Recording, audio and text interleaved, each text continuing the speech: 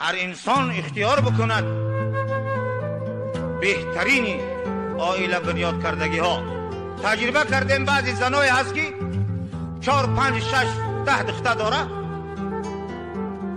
دختراش در کدام عائله که رفته باشن او عائله آباد شده است، یگان بار بعد از رفتن بر نگشتن.